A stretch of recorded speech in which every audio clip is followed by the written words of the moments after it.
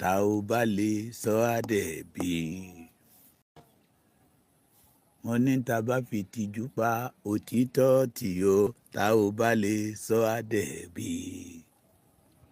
Torí tójú bá ṣe pin ayọ̀ àfi wọ́n ojú o kó lè mọ̀ pé kò dáa. Àwọn ọmọ elégbè mi ò wà lálẹ́ yìí. Ẹ jẹ́ ń sọ lọ́rọ̀. Olórin kan ní pé igbe kíké ni tẹyẹ lóko àròyé ni tìbákà. Ń tá a délé ayé bá lọ́dọ̀ àwọn bàbá wa ni pé tí a bá fi ìtìjú pa òtítọ́ tì wọ́n ní tá ò bá lè sọ àdẹ̀bí tójú bá wá ṣe pin tá a bá lè yọ ká fi wọn ojú gan ò ní mọ̀ pé n tó ń ṣe ò dáa. Lèmi wá sọ wípé òwe jọ̀hún àná kì í ṣẹ̀bi ló máa dà lé ni pé tá a bá kọ̀ tá a bá sọ òtítọ́ ó máa ń dogun ni. A dogun pé nígbà tí ènìyàn bá rí ní tí ò dáa tó kọ̀ tí ò sọ tó wá ní ká má bàa rí ti tèmi wí. Ẹni tó ní pé torí pé kó má bàa ní ọ̀tá tó dákẹ́ tó bá yá á ní kọjá ọ̀tá tí ò fẹ́ ní ní ìbẹ̀rẹ̀. Ṣé ń gbọ́ mi? Á ní kọjá ọ̀tá tí ò fẹ́ ní níbẹ̀rẹ̀. Mi ò fẹ́ kán rí ti tèmi, ò fẹ́ kán gbọ́ nígbà ẹnu bàbá Èkìtì ló ti jáde, ẹnu bàbá Èkìtì ló ti jáde.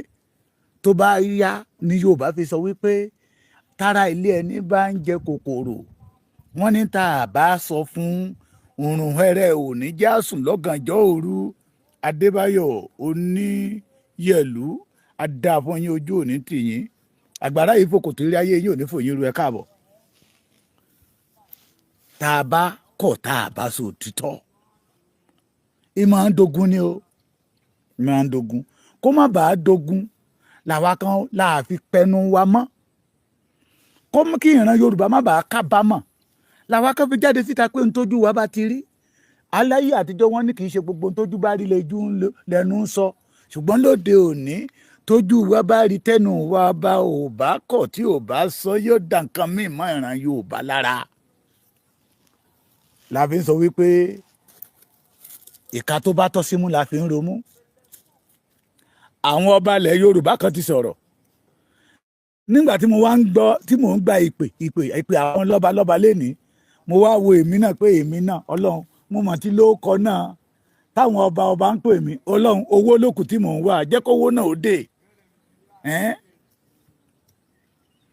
Kábíyèsí kan tiẹ̀ pè mí pé tí n bá lè wá lọ́la mo ní kò ságbára sà kò ságbára. Ṣé ń gbọ́ mi ẹ̀yin ọmọ Yorùbá? Inú mi dùn nírú àkókò yìí pẹ̀lú gbogbo tó ń ṣẹlẹ̀ ó fi hàn sí pé àwọn Yorùbá kan ti jí àwọn ọba wa kan ti jí àwọn ọ̀dọ́ gan ti jí. A ti fẹ́ ṣetán láti máa fi ìka tó bá tọ́ símú máa fi romú. Wọ́n ní ikú tó kọjá níwájú ẹni tó ṣí ni ní fìlà ọpẹ́ mọ̀ ló yẹ ká dà. Àìmọye tó ti ṣẹlẹ̀ sórí ọ̀pọ̀lọpọ̀ bẹ́ẹ̀ tó ti lọ.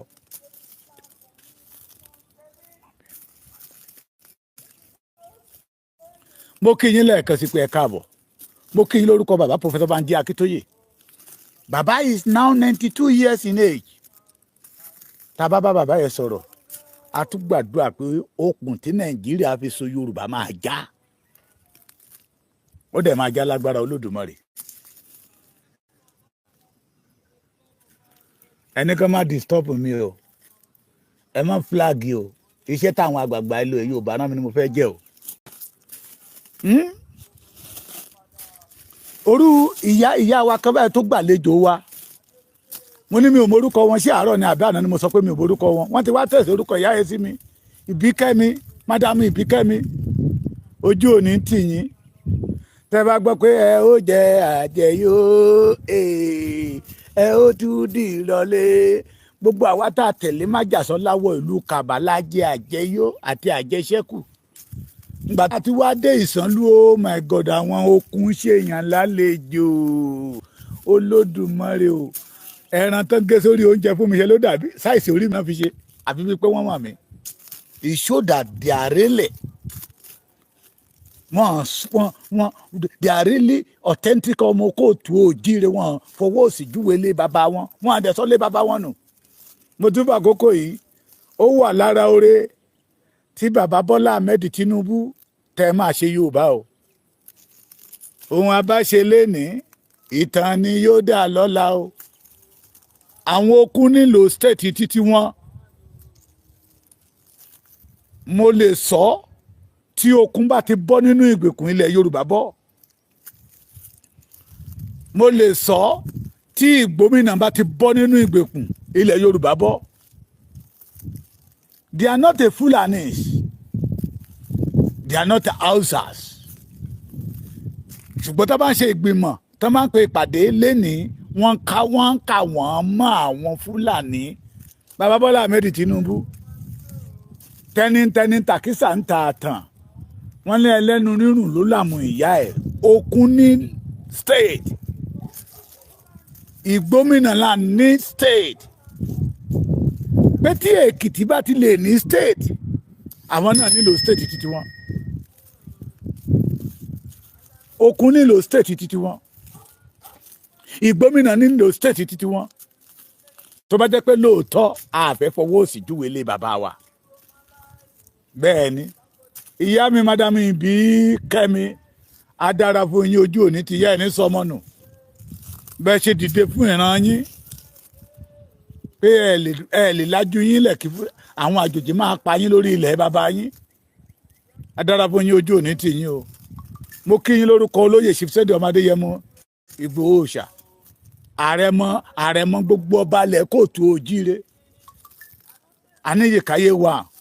à ń jù wọ́n lọ òṣèré wí lẹ́jọ́ ìjà ìlara kì í tán bọ̀rọ̀. Bàbá mi kan ló pa ìtàn kan fún mi,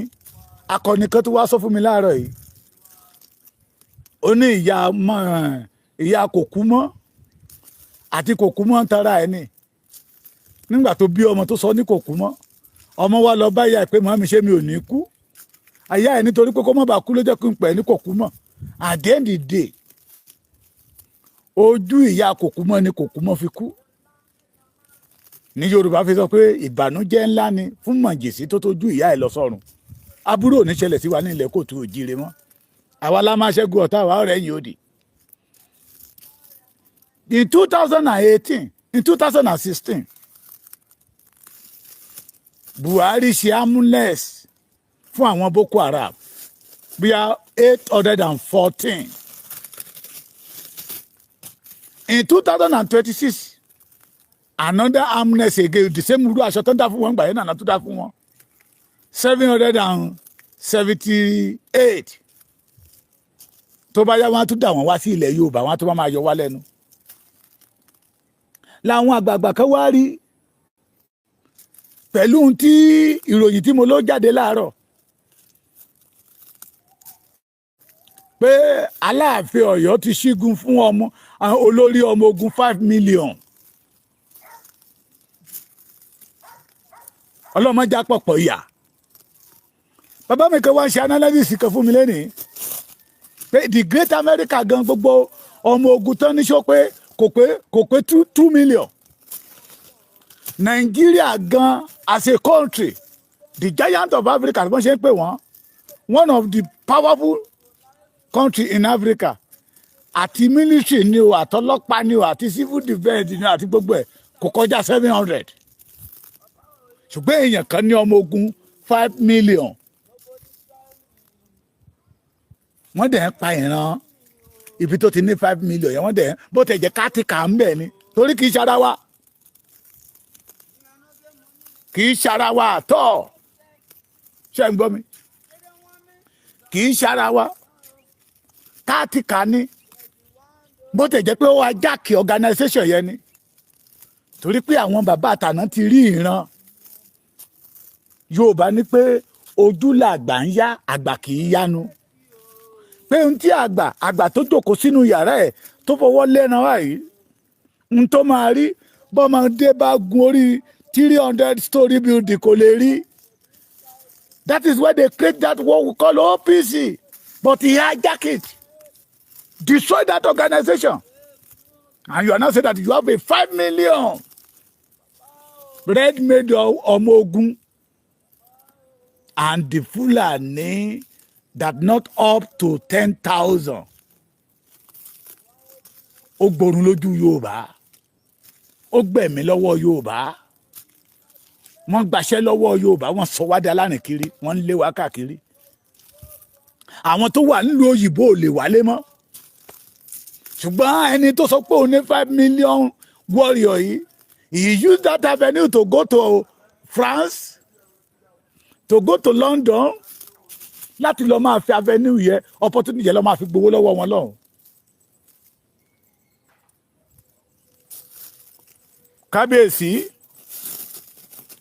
onírìṣà olórí aládé gbogbo ilẹ̀ Yorùbá káfàtà, kábíyèsí Aláké Tẹ̀gbá, kábíyèsí di Olúgbọ́n of Ilégbọ́n, kábíyèsí Ọlọ́wọ̀ of Ọ̀wọ̀land, kábíyèsí o Ọwọ́ Àtàjèrò, kábíyèsí Ṣọ̀ún Ògbómọ̀ṣọ́, kábíyèsí Tìmí Tẹ́dẹ́. Bí n bá ṣe rántí ni wọ́n máa dárúkọ yín o, ẹ má fi ṣèbínú. Kábíyèsí Èwe Adó, kábíyèsí kí lórúkọ ọba Òṣogbo yìí,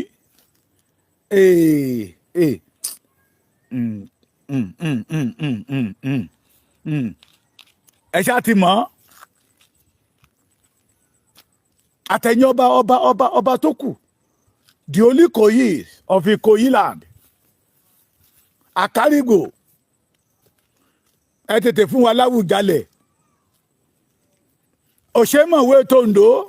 the Deji of Àkúrẹ́. Àwọn ọba kan pè mí pé sáà èyí tí Aláàfin Ọ̀yọ́ wí àwọn ò fọwọ́ sí, pé Sunday Igboho làwọn fẹ́. Mo wá ní kábíyèsí kó má bàa dá wàhálà lẹ̀, ẹ jẹ́ kọ́kọ́ ọmọ ogun 5 million síta. Wọ́n láwọn ò ní kó má kọ́ ọmọ ogun 5 million ẹ̀ síta, ṣùgbọ́n àwọn ará bíbà tó ń yọ wá lẹ́nu yìí, wọ́n ní tẹ́ ẹ bá fẹ́ tó oògùn fún wọn, wọ́n á bi yín léèrè pé oògùn tó ń tà yìí ṣé ó ti ṣe àìsàn tó torí ẹ̀ ń tó oògùn yìí ṣé ó ti ṣe ẹ́ rí tó dẹ̀ ti lò ó sí tó dẹ̀ ti lọ. Pé because àwọn ti ríṣẹ́ tí Sunday ọmọdé Yẹmọ Ìgbòho òṣàṣe, àwọn dẹ̀ mọ̀ pé ó capable to do it, pé tested and trusted ni, pé ní ìkóríta tí ìran Yorùbá wà yìí àwọn ò fẹ́ rìkọ́ọ̀dù failure, àwọn ò fẹ́ rìkọ́ọ̀dù ẹni tí yóò wẹ̀wù ìgbéraga, tí ó sọ wípé oyè tó ń jẹ oyè tó ju ọba bòmíì lọ ni, tí ọmọ náwó sí orí adé ilẹ̀ Yorùbá. Àwọn bàbá yẹn ti sọ tó tètè sẹ́ẹ̀dì pé kò sí kékeré ọba, so they had not want him, pé ó lè kó àwọn ọmọ ogun 5 million yẹn jáde ní Ọ̀yọ́ o. Wọ́n nítorí program Ọlọ́run tó láyé àti ọ̀run tó dá wa ó lè jẹ́rìí tí mo sọ yìí láwọn kábíyèsí tó pè mí. Bóyá wọ́n wà nínú mítì ni mò ń gbọ́ tó ń gbé fóònù fún ara wọn, tó ń gbé fóònù fún ara wọn, pé bàbá Èkìtì ohun tó ti ṣe wọ́n rí ní àwọn náà, àwọn làwọn mọ táwọn face, pé àwọn o Sunday Igboho làwọn expect, ìwà Sunday Igboho tí àwọn lọ́rùn, àwọn ọmọ Sunday Igboho làwọn expect. Wọ́n sọ́tò dẹ̀ sẹ́ẹ̀dì pé ìjọ tí wọ́n máa ṣe lọ́ńṣì ìrù ẹkùn security network sà, pé kí n má ṣe jẹ́ kán ṣe lẹ́yìn àwọn, kí n jẹ́ tètè jẹ́ kán gbọ́ pé tó bá jẹ́ Èkó náà ti fẹ́ ṣe lọ́ńṣì yìí àwọn máa débẹ̀, bó jẹ́ Ìbàdàn ni àwọn máa débẹ̀. Pé mo ní sà ohun tá a ti ń fẹ́ tẹ́lẹ̀ náà nìyẹn, kọ́kọ́ ọmọ ogun 5 million síta. Àwọn bàbá yẹn sọ pé bàbá Èkìtì ọ̀rọ̀ ni wọ́n máa ń sọ, àwọn làwọn mọ táwọn rí, pé they know the ṣe capacity ni, ṣé mo gbà á, ṣé capacity náà ló ní àbí mo fẹ́ sọ ní English ni Ọlọ́run wẹ́ èyí tí mi ò kà ọmọ àkà, pé wọ́n mọ agbára, wọ́n mọ bí oníkálukú ṣe tó. tí ìkórìtà tí Yorùbá wà kì í ṣe kán rán àwọn ọmọ jáde kó wá dá o àwọn ọba ilẹ̀ Yorùbá kan ló pè mí ìdẹ̀ ní dárúkọ state tó ti pè mí pé àwọn máa kọ́ Ọ̀nìrìṣà wọ́n á kọ́ bàbá wa Olúgbọ́n wọ́n á pe bàbá wa Olúbàdàn ọba Adéwọ̀lú Oyínwọ̀lú Iyọ̀wọ̀lú Ògówọ̀lú Ẹ̀rínwọ̀lú Ìdùnnúwọ̀lú Ládọjà wọ́n á pe Ṣọ̀ún of Ògbómọ̀ṣọ́ the Aláké Tẹ̀gbàs all the paramount rulers in Yorùbá land pé Sunday Igboho làwọn fẹ́ o àwọn ò fẹ́ ni tó máa tàn wọ́n jẹ tí ẹ̀mí ọmọ Yorùbá ọmọ lọ́ra yìí tí Fúlàní ọmọ pọ̀ ẹ̀mí tí ọmọ dẹ́mi ọmọ Yorùbá légbodò àwọn ò fẹ́ ni tó máa débẹ̀ tán táwa gbé wọn sí condition pé àwọn ò fẹ́ pé wọ́n fẹ́ ẹni tó fẹ́ fi tọkàntọkàn ṣiṣẹ́ ìran rẹ̀ tí ò ní mú àbùlà tàbí àdínkù wá bá èrè ìdí táwọn fi sọ pé Sunday Igboho làwọn fẹ́ nìyẹn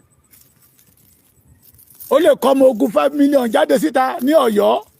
lọ́dọ̀ Aláàfin Ọ̀yọ́ wọ́n ní tẹ́lẹ̀tẹ́lẹ̀ náà Ààrẹ Ọ̀nà Kakanfò agbára rẹ̀ ò dé Oǹdó kò dé Èkìtì kò dé Ọ̀ṣun kò dé Ẹ̀gbá kò dé Èkó Ọ̀yọ́ náà ni Chief Security Palace of Aláàfin Ọ̀yọ́ ni pé ìrẹ́pọ̀ àti kájọṣe papọ̀ ló di tí wọ́n ń pè káàkiri pé Sunday Igboho làwọn ń fẹ́ o Sunday Igboho làwọn ń fẹ́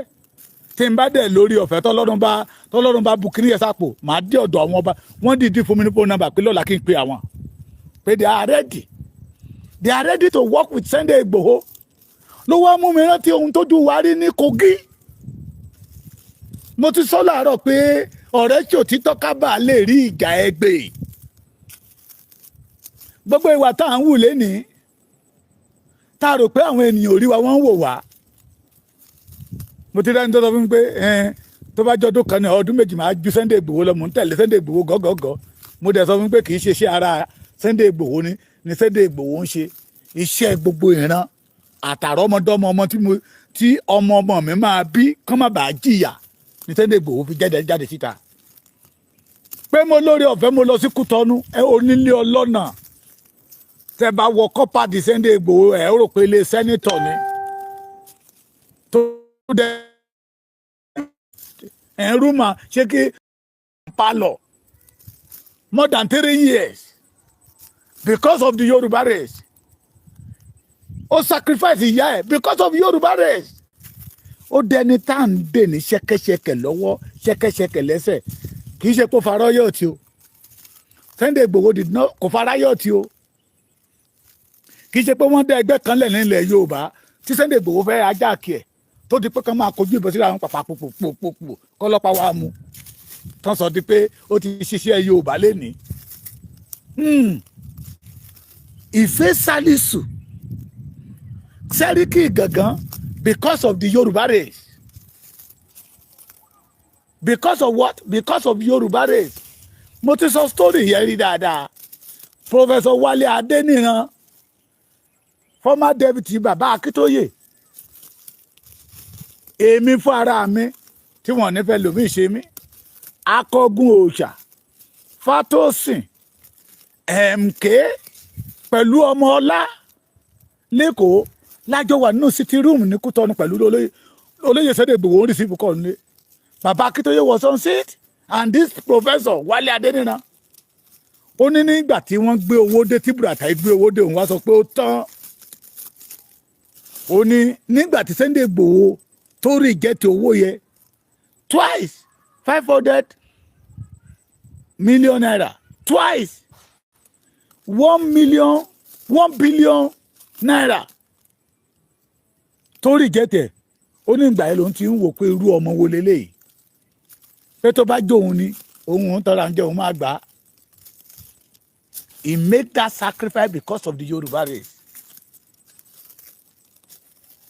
Àwọn kan ló ti jẹ́ olóṣèlú mo ti sọ pé kò join olóṣèlú because he want to become a alága chairman, alága council or senator or rep. Give me the security of the Yoruba land. I want to protect my people. I want to protect my people. Wèrè kan wá jáde síta wá ń pè mí ní ajá Igboho. Mo lólúwa ò ṣe kọ́ńtẹ̀ pè mí ní ajá Igboho. Àwọn ẹni tó pè yàn lájá Igboho kò gbádùn tó ajá tó wà nílé Igboho. So àwọn ọba yẹn ti sọ̀rọ̀, ọba bá wà onírìṣà. Wọ́n ní ká ẹ má fojo pòjó, ẹ má fojo pòjó àwọn. The only person that they approve tí wọ́n fẹ́ òun náà ni Chief Sunday ọmọ Adéyẹmọ Igboho ṣá májàsọ́lá pé because wọ́n ti rí iṣẹ́ ọwọ́ ẹ̀ bí ìgbà tẹ́nìyàn bá fẹ́ lọ gbaṣẹ́ ní ọ́fíìsì ní tóun wáṣẹ́ kiri. Wọ́n á ní kó gbé fáìlì ẹ̀ wá kí lẹ́yìn olóyìnbó máa ń pè é CV àbí ṣé CV ní àbí EV èyí tó bá wù yẹn pé wọ́n máa ní experience wọ́n á máa ṣí o ti ṣiṣẹ́ ń bí báyìí rí o ti ṣiṣẹ́ ń bí báyìí rí o ti ṣiṣẹ́ ń bí báyìí rí o ti ṣe nǹkan báyìí rí o ti ṣe nǹkan báyìí rí nígbà tí nǹkan kan dàrú o ti ṣe báyìí rí ìwọ ló tó ó wà nù fáìlì ẹ wọ́n wá wò pé eléyìí qualify to do that work. Nínú ó lè jẹ́ èèyàn 10 ló máa apply fún iṣẹ́ yẹn. Rẹ́kọ̀dù tó ní kálukú bá nílẹ̀ náà máa fi gbéṣẹ́ fún. Àwọn ọba tó pè mí pé Sunday Igboho have a good record to secure the Yoruba race. Pé nínú fáìlì ẹ̀ táwọn ń ṣí fáìlì Sunday Igboho táwọn ń ṣí CV adára fún yín jàre bọ́dà mi Ìbíyẹmí TV ara àwọn ajá Igboho nìyẹn Ọlọ́run á jẹ́ ká pẹ́ lẹ́yìn Igboho pẹ́. Wọ́n ti ń wò pé nígbà táwọn wo rẹ́kọ̀dù ẹ̀ ọmọ tó wà bí ọdún bíi 2 ọdún 3 téèyàn kan sọ pé òun ti wọ ìlú ibi tó bí sí tó dẹ̀ ń yọ àwọn yẹn lẹ́nu ọmọ yẹn dẹ̀ débẹ̀ ó dẹ̀ ṣí nídìí ìyẹn wá sọ pé tóun bá ti gbórúkọ Sunday Igboho òtútù àmú ara wọn á ṣe gbègbègbègbè pé mo ní ọba kan sọ ní Kogi ó lóun wá wo ọmọdé pé kí lọmọdé gbé mi tó lóun fẹ́ lọ kojú àwọn ará bíbá yìí lóòótọ́ àti lódodo dẹ̀ ṣí wọ́n dì í bàbá yẹn ní tóun fi fọ́ fún Sunday Igboho nìyẹn. Bàbá kàtẹ́ sọ pé tó bá jẹ́ pé Sunday tó bá jẹ́ pé òun jóbìnrin ni òun ìbá bímọ fún Sunday Igboho olójú wáṣe dẹ̀ lọ́gá àtìmí náà. Sóòsà à ń lọ èèyàn mi á sọ pé àgbàlagbà ló ń tẹ pé òun ò mọ̀ pé yọ́ máa ní your record will speak for you. Ohun tó bá ṣe ń lẹ̀ làwọn èèyàn máa fi tẹ̀lé yín. Lóòótọ́ Sunday Igboho àwọn tó tẹ̀lé Sunday Igboho lọ sí Ìbàràpá ṣé wọ́n pé 30 ṣá ó dẹ̀ yẹ kí n béèrè lọ́wọ́ májàsọ́lá wọ́n pé 30 bọ̀tì nígbà tán ń wọ̀lú àwọn èèyàn tẹ̀lé wọn lẹ́yìn pé Sunday Igboho lélẹ́yìí ó ń bọ̀ Sunday Igboho lélẹ́yìí Sunday Igboho lélẹ́yìí wọ́n lè Ọlọ́run dẹ̀ fún wọn ṣe láti ṣe spinal cord àwọn Fúlàní wọ́n wú wọn tí gbogbo tí Sunday Igboho wú ní Ọ̀yọ́ state náà wá sọlẹ̀ sí Kwara and Kogi state. The majority of us in Ekiti land sir. Bàbá wa onírìṣà torí wọ́n ní bàbá Èkìtì kí n bá wọn pariwo fún bàbá onírìṣà kí n pariwo fún bàbá Alákètẹ̀gbá Èwí Tadó Ọwọ́ Ajérò Òṣèmọ̀wé Tòǹdó Dèjì Tàkúrẹ́ àwọn first class ọba yẹ pé Sunday Igboho làwọn ń lù ló ń tẹ̀ gbà that can do the work. Mo wá ní sà kábíyèsí kádé ó pẹ́ lórí kí bàtà ó pẹ́ lẹ́sẹ̀ tí ẹ wo sáìdì ẹni tó ní ọmọ ogun 5 million red maid tí gbérí ọ̀dẹ́dẹ̀ yapa wọ́n ní ìyẹ́ ọ̀kan àwọn ìbá lọ́mọ ogun 10 million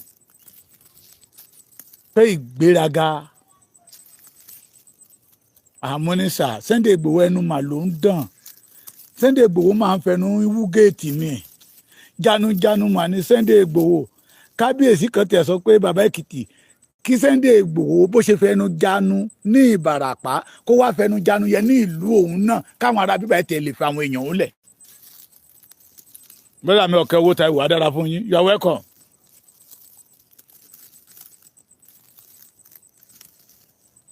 so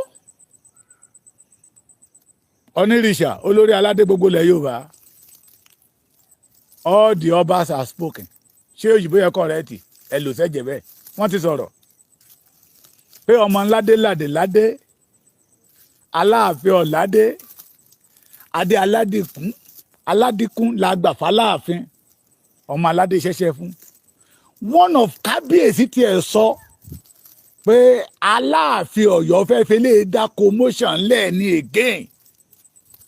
because they want to scatter the Yorùbá land. mo ní Aláàfin Ọ̀wọ́ adé Akeem Ọ̀wọ́ adé ò lè dánrú ẹ̀ wò wọ́n ní kò sí ní tí ò lè ṣe torí oríkì tí Sunday Igboho kì ní Ilé Ifẹ̀ kò tí ì kúrò lọ́kàn àwọn. mo ní Sunday Igboho kì í ṣe pé ó mú oríkì ilé bàbá wọn ni ṣé torí ìyẹn Aláàfin Ọ̀yọ́. mo ní wẹ́ẹ́ mọ́tòrò bẹ́ẹ̀ sà. ìran Aláàfin Ọ̀yọ́ gẹ́gẹ́ bí ọlọ́pàá White ṣe sọ fún wa pé ìran Aláàfin Ọ̀yọ́ ni mo ń ṣí ogun fún Ààrẹ Ọ̀nà Kakanfò. tó bá bó dẹ̀ ṣe ti ṣí ogun yẹ fún mo ní kábíyèsí bí gbogbo yín ṣe sọ wípé Sunday Igboho lẹ fọwọ́ lù yìí ẹ jẹ́ kó wọ pírètì ní Ọ̀yọ́ wọn ní ó bẹ́tà bẹ́ẹ̀ ó bẹ́tà bẹ́ẹ̀. Ọlọ́run ní jẹ́ àpapọ̀ ya o mò ń tẹnu mọ́ o kéèyàn lóhun pòfẹ́sọ̀ àìmọye pòfẹ́sọ̀ tí ò pro nǹkan kan àìmọye pòfẹ́sọ̀ tí ò pro nǹkan kan. so bàbá wa onírìṣà di olórí aládé gbogbo ilẹ̀ Yorùbá káfàtà number 1 citizen. àwọn ọba ti sọ̀rọ̀ o àwọn ọba ti sọ̀rọ̀ pé Sunday Igboho làwọn approve to lead the security of the Yorùbá land. kábíyèsí kan wá sí ní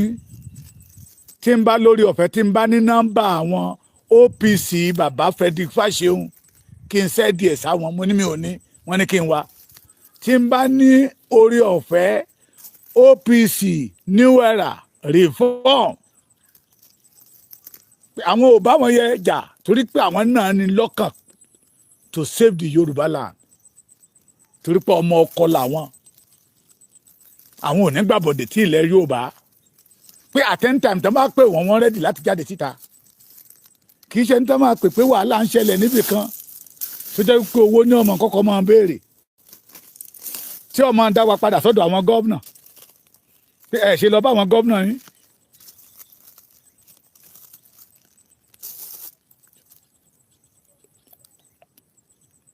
I don't have your number, sir. Mo lè fi nọ́mbà mi síta fún èèyàn mi ò bẹ̀rù anybody mo bẹ̀rù Olódùmarè mo tẹ̀ ṣe ń tẹ́tì àìbolú aṣòwò ká máa jèrè ẹ má jẹ́ n kọrin lálẹ́ yìí ẹ jẹ́ kí n jíṣẹ́ táwọn kábíyèsí yẹn rán mi. bàbá yẹn sọ wípé to the extent ní ọjọ́ kan mo wá ń gbọ́ for the first time ó ní nígbà tí gbàhálà ń ṣẹlẹ̀ tó ń ṣẹlẹ̀ mi ò ní dárúkọ state yẹ tó ti ń bá dárúkọ state yẹ àwọn kan máa mọ̀ ó ní òun ní nọ́mbà Sunday Igboho lọ́wọ́ bóun ṣe pé ó wá sọ pé bàbá mi ò sí ń lè I'm far away pé bọ̀tẹ́ má wọ́rì pé kò ju bíi 1 hour àwọn kan pé àwọn pé sádárì kábíyèsí Ìgbòho ní kan wá bá yín pé wọ́n dẹ̀ ṣiṣẹ́ yẹ perfect wọ́n bá wọn pa ẹnu àwọn ọ̀tá yẹn mọ́. That is the type of leaders we need. ṣé ẹ gbọ́ mi sà àwa náà pé lóńdó yìí ní Èkìtì wa ń bí báyìí nígbà yẹn náà lọ ọba ìlú kan ló pè nígbà yẹn lọ pé bàbá Èkìtì àwọn arábíbẹ ti wọ̀lú wa yìí o ẹni yẹn fẹ́ lọ dẹ̀gbẹ́ lóko lórí wọn tó ń bọ̀ yáyáyáyá. a pe Sunday Igboho bí aago kan òru ló dé Èkìtì wa ń bí báyìí kò dẹ̀ béèrè kọ́bọ̀ kò béèrè owó epo bí eléyìí tàjàkáyé ní Sunday Igboho gbowó wa almost $15,000 ló ní àjàkáyé lọ fi ṣí ló gbà lọ́wọ́ àjàkáyé tí Dúpẹ́ Onítìrí lọ fi ṣí company ńlẹ̀ ní Burkina Faso ìyá ọtí ẹ̀kọ́ èmi ṣùgbọ́n wọ́n ń jíṣẹ́ àwọn kábíyèsí ilẹ̀ Yorùbá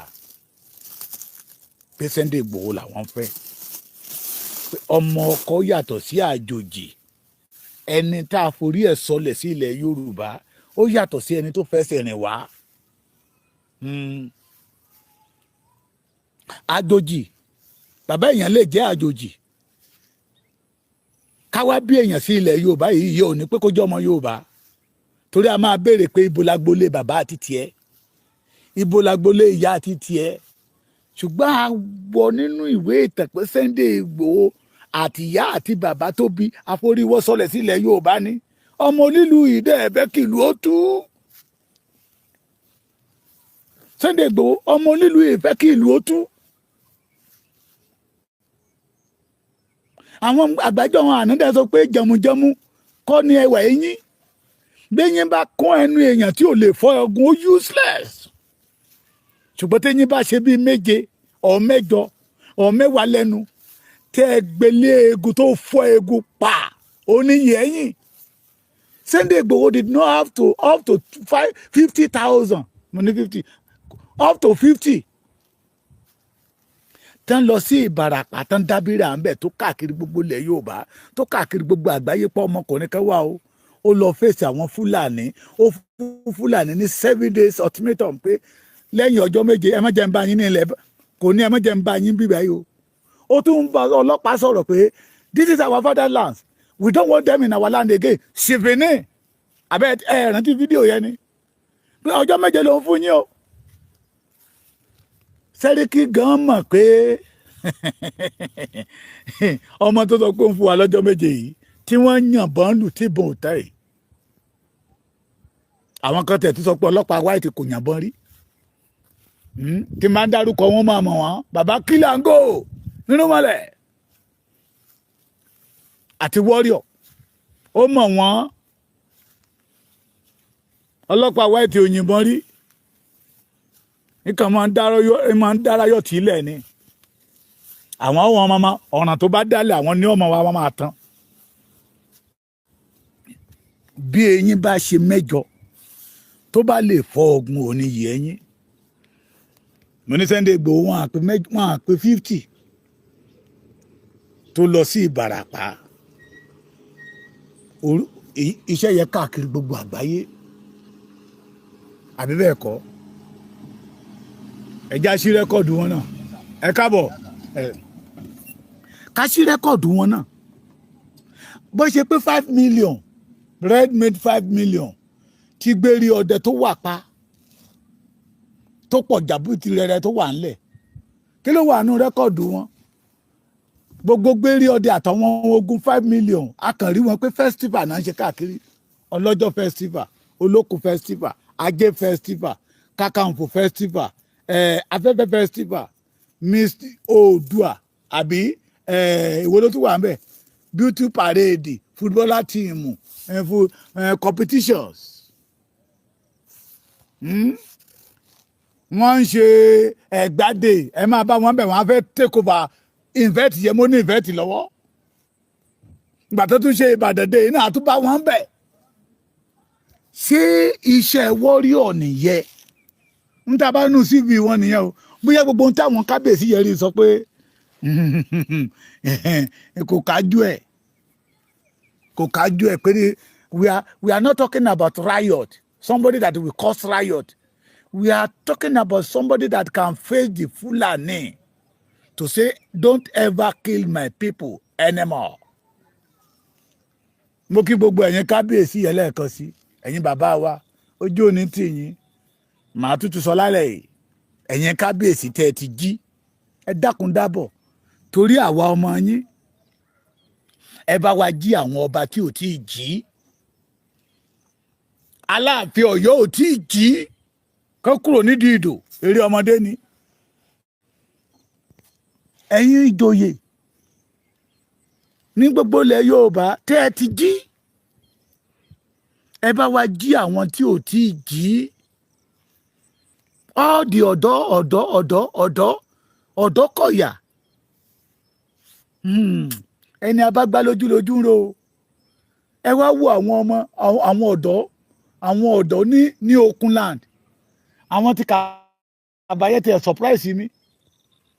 ilé ibi tí Sunday Igboho sùn sí wọ́n dúró ń tabẹ̀ mọ́jú ni wọ́n lọ pé they want to see Sunday Igboho ọ̀pọ̀lọpọ̀ ní wọn ní ọkàn wọn balẹ̀ báyìí bí Sunday Igboho ṣe wá sọ́dọ̀ wọn yìí ó máa lé àwọn ará bíbá yìí dànù ẹ̀yin ọ̀dọ́ ilẹ̀ Yorùbá ẹ má jẹ́ ó dìgbà tán bá pa àwọn èèyàn wa tán tẹ́ jí àwọn èèyàn wa gbé ta wá bẹ̀rẹ̀ sí ń pariwo ẹ̀yin tẹ́ ẹ ti jí ẹ jí àwọn tí ò tí ì jí let us join hands together wọ́n ní tí májẹ̀mú àkọ́kọ́ ò bá bàjẹ́ a ní wáyè fún májẹ̀mú tuntun irú ẹ̀kọ́ is coming àwa jáde lánàá a rí ìròyìn ayọ̀ mú wálé and everybody want to associate himself with Sunday Igboho pé tọmọkùnrin ẹ bá lè ṣòro nǹkan bẹ́ẹ̀ ẹni tó yẹ kéèyàn tẹ̀lé lẹ́yìn ni ẹni tó yẹ kéèyàn ṣe kíni kéèyàn tẹ̀lé lẹ́yìn Bami Onírìṣà Odùduwà of our time àwọn lọ́balọ́ba ti sọ̀rọ̀ bọ́n bá ṣe ń pè mí tán bá ń bá mi sọ̀rọ̀ sà mo dẹ̀ rọ gbogbo àwa tá a gbóhùn sáfẹ́fẹ́ tó bá ṣe pé ìtàn bá yín sọ̀rọ̀ ní ká ẹ máa jẹ́ káwọn ọmọ Yorùbá máa gbọ́ pé wọ́n ti sọ wípé Sunday Igboho làwọn fẹ́ pé ìrù ẹkùn làwọn fọwọ́ sí pẹ̀lú àwọn tí bàbá fẹ́ di Fáṣẹ̀hùn New Era àti Rivon pé ní ìkóríta tí ìran Yorùbá wà yìí a nílò ọmọ ọkọ a nílò ọmọ ọkọ that we will never betray the Yoruba race lábẹ́ bó ti wù kó rí bàbá Bọ́lá kò tí ẹ lè lọ sọ́dọ̀ bàbá Bọ́lá Ahmed Tinubu ọlọ́pàá wa ìgbéraga ní ìgbéraṣẹ́lẹ̀ ṣé ẹni tó sọ pé bàbá Bọ́lá Ahmed Tinubu ní àwọn tó fi ń pààyàn abẹ́ ti gbàgbé ni ó ka Sunday Igboho mọ̀ ó ní Sunday Igboho wà láwọn scott títí bàbá Tinubu fi ń pààyàn àti Táyọ̀ Àyìndé ẹnu òrófó ní òpòrófó oyè Ààrẹ Ọ̀nà Kakanfò ojú oyè ọba ojú ọba bòmíì lọ nílẹ̀ Yorùbá yẹ̀yẹ́ ọba wo ló máa wá fẹ́ kí irú ẹni bẹ́ẹ̀ wá jẹ́ security léon lórí tí ò jẹ́ pé owó ló kọ́kọ́ máa béèrè láàfin sọ fẹ́yìn ọba ilẹ̀ Yorùbá béèyàn kan bọ́mọ kan ọmọ aráàlú kan bá nawọ́ sí yín ọ̀pá tó wà lọ́wọ́ yín tàbí ìrùkẹ̀rẹ̀ ẹ fi síbìlà tó wà lórí ẹ̀kẹ́ gbámọ́ lórí ilẹ̀ yìí ká sọ fún pé ilẹ̀ Yorùbá náà ń pè báyìí kì í ṣe tápà ilẹ̀ Yorùbá náà ń pè báyìí kì í ṣe tápà Bami Onírìṣà mo ti jíṣẹ́ àwọn lọ́balọ́ba o iṣẹ́ tá a bá rán ikọ̀ kì í pa ikọ̀ wọ́n ní Sunday Igboho làwọn fẹ́ Sunday Igboho làwọn fẹ́ àwọn òfòrọ́mọ ogun 5 million irọ́ kan àwọn òfòrọ́mọ ogun 5 million ojó àwọn òfòrọ́mọ ogun 5 million alágbádá white tẹ́ bá ti rí wọn agbádá white náà máa tò káàkiri ọ̀pọ̀lọpọ̀ nínú wọn gbogbo owó tán gbà lọ́wọ́ àwọn tó wà l'Amẹ́ríkà wọ́n ti fi bóra sí èrè olókùn festival Ọya festival jagunjagun diabọ rẹ̀ ó lóun promote traditional Yorùbá traditional nínú ikú ta ló rán èyí tá a rán kò jẹ́ ibi tá a fẹ́ lẹ́mẹ̀ṣọ́ ìṣọ́ kò ṣọ́ ara ń táwọn bàbá yẹn láwọn rí inú fáìlì ẹni èmi kọ́ mo sọ bẹ́ẹ̀ o èmi kọ́ mo sọ bẹ́ẹ̀ o èmi kọ́ mo sọ bẹ́ẹ̀ o mo ti sọ ti pẹ́ tẹ́ bá rántí lẹ́kìtì wa ẹni ó dìlú mẹ́ta tí wọ́n pe àwọn ọmọ wọn kí ni wọ́n OPC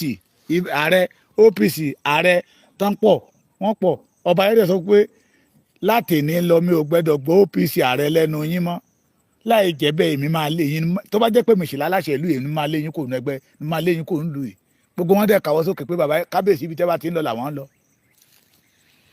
because of ìwà ni ṣé Sunday Igboho gbowó fún wọn ni no àwọn ọba tó sọ pé Sunday Igboho làwọn fẹ́ ṣe Sunday Igboho gbowó fún wọn ni the answer is no. ṣùgbọ́n nígbà tán wọnú CV Sunday ọmọ Adéyẹmọ Igboho ṣá wọ́n rí iṣẹ́ takuntakun tó ti ṣe ní ilẹ̀ Yorùbá and they see this man that is capable to secure the Yorùbá land in the carnival the little carnival àwọn mẹ́wàá tó ń tẹ̀lé lẹ́yìn. mo láwọn ló sọ pé tí Sunday Igboho bá tún jáde sí kò ní rèrò lẹ́yìn ẹ̀ àwọn okun wọ́n ṣọ́ọ̀kì everybody àwa tá a tẹ̀lé Sunday Igboho lọ wọ́n ṣọ́ọ̀kì wa gan wọ́n ṣọ́ọ̀kì wa láti ìlú Tolúlọpẹ́ Arótilé yìí lẹ́rú ti bẹ̀rẹ̀ sí ń bà wá bọ̀ nínú ìyàmóye lágbà wọlé tẹ́tí gbọ́ pé Sunday Igboho ní náà làwọn ọlọ́kadà bẹ̀rẹ̀ sí ẹ̀rọ pé president ló ń wọ̀lú ni gbàtà máa dé Ojúmọ́ nílùú Tolúlọpẹ́ Arótilé wọ́n yabo everybody ni àwọn tẹ́lá tó ń bọ̀ gan tó jẹ́ ọmọ Fúlàní wọ́n pààkì ẹ̀rú bà wọ́n ti mọ́tò wọn wá sákò nú mọ́tò because iṣẹ́ tí ọmọ Adéyẹmọ ti ṣe.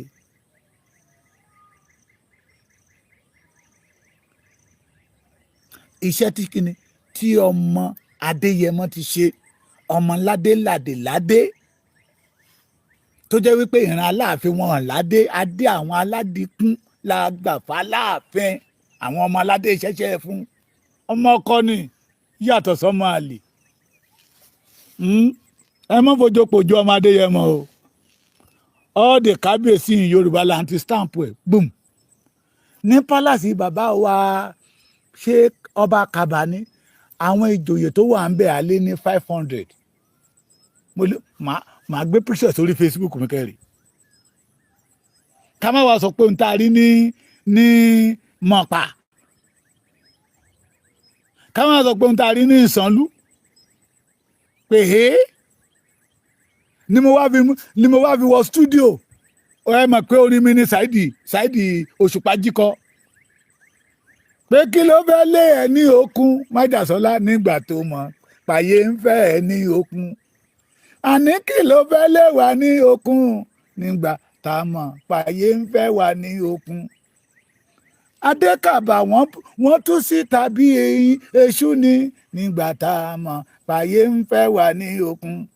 Ìgbà tá a dé mọ̀ pa ó tún kọ yọyọ nígbà tá a mọ̀ pàyé ń fẹ́ wa ní okun. Ìsànlú o kò ṣe fẹnu sọ nígbà tá a mọ̀ pàyé ń fẹ́ wa ní okun. Májàsọ́lá kí ló fẹ́ lé ẹ ní okun nígbà tá a wà mọ̀ pàyé ń fẹ́ wa ní okun. Gbogbo lọ́balọ́ba Ìsànlúyẹ ọba tó wà nínú pálásì níjọ́ yẹn they are up to 16 tí wọ́n ti dúró látago 3. rẹ́kọ̀dù ni iṣẹ́ tọ́mọ Adéyẹmọ ti ṣe lẹ̀ ni láfi ní ká gbélé ayé tẹ́ ẹ ṣe rere ẹ̀wù ìgbéraga tẹ́ ẹ gbé wọ̀ ẹ bọ́ọ̀lẹ̀ fìlà ìgbéraga tó ń bẹ lórí yín tí ò sẹ́ni tó jọ yín lójú ẹ bọ́ọ̀lẹ̀ agbádá ìgbéraga tẹ́ ẹ gbé wọ̀ ọ̀pá ìgbéraga tẹ́ ẹ ń gbé dání ẹ dáná sun kẹ́ ẹ bá lè rí ayé gbé ní ìrọ̀rùn. If you continue like this wọ́n ní tere èjì tere lọ́mọ wọ́ yọ̀ dànù lójoojúmọ́ lójú ọmọ Yorùbá ọmọ ṣí ṣe gbọ́ mi. Nobody want to associate himself with onígbéraga because onígbéraga ò ní rí nǹkan kan rí ṣe láéláé yóò máa lára ni á dẹ̀ lára títí tí á lára Olódùmarè torí tó bá ti ń lára ènìyàn òun lára Olódùmarè tó dá gbogbo wa ni. ọmọ Adéyẹmọ àti jù ẹ lọ náà wà lọ àìtó náà bá bọ̀ o wọ́n darí dé wọn ò jẹ́ nǹkan kan. Májàsọ́lá àti jù ẹ lọ náà wà lọ àìtó náà bá bọ̀ o wọ́n darí dé wọn ò jẹ́ nǹkan kan. Ẹ ò béèrè lọ́wọ́ orí o àbí wọn ò béèrè lọ́wọ́ orí ni wọn ò béèrè. Àtọba tó ti rí Májàsọ́lá rí àtẹlẹ tí ò rí Májàsọ́lá rí they want to associate themselves with Májàsọ́lá. Bàbá kan tẹ̀ sọ wípé bí ẹ ti wá yìí màá fẹ́ kẹ́ ẹ dé ìlú ọ̀dọ̀ mi màá fẹ́ kẹ́ ẹ dé ọ̀dọ̀ mi. Májàsọ́lá sọ pé bàbá à ń bọ̀ ẹ má wọrí sà à ń bọ̀. It is because they know the ability and capacity and the vision mission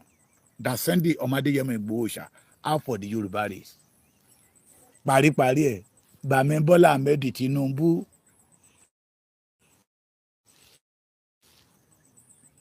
bẹ́wúrẹ́ bá jẹ lọ á padà wálé o, bágùtàn bá jẹ lọ á padà wálé o. Ṣé mọ̀ pé ilé làbọ̀ ìsinmi oko? Those people surround you in Abuja, they are your enemy. Àwọn ọ̀tá ìran yín ọ̀tá yín náà ni wọ́n o. Fún ẹ̀yin àgbààgbà